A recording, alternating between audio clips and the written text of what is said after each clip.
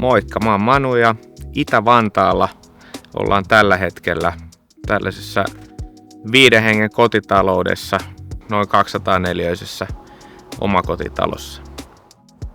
Meillä on tosiaan 5-8 rakennettu tää talo ja käytännössä katsoen kaikki muu on jo uusittu.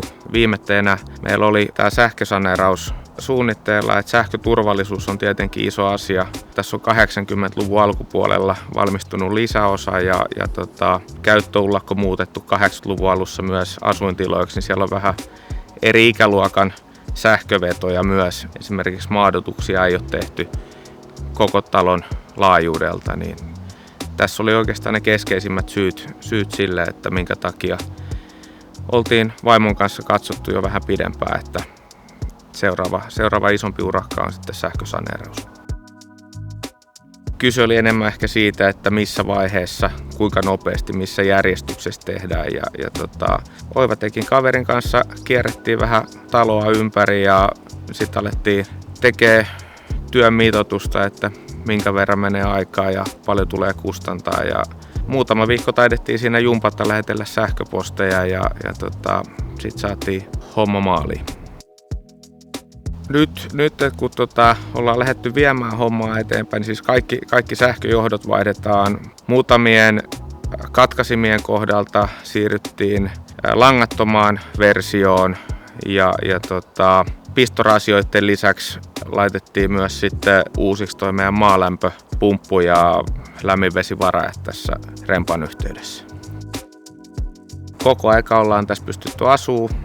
Käytiin alkuun vähän läpi sitä, että mistä kerroksesta aloitetaan ja pystyttiin sen mukaan sitten myös suunnittelemaan perheen logistiikkaa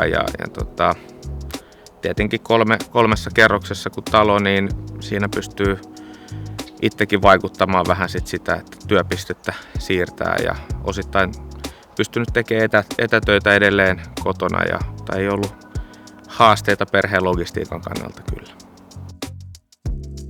Laatu on vaikuttanut tähän mennessä ihan kiitettävältä, ei ole mitään repsotuksia tai vastaavaa ja työpäivän jälkeen paikat on ollut siistinä ja tarvikkeet, mitkä on jätetty työmaalle, niin on ollut kyllä nätisti jossain nurkassa, että ei ole tarvittanut niitäkään sitten vältellä tai mitään erinäköisiä siistimistoimenpiteitä, imurointeja tai vastaavia tehdä arki-iltoina.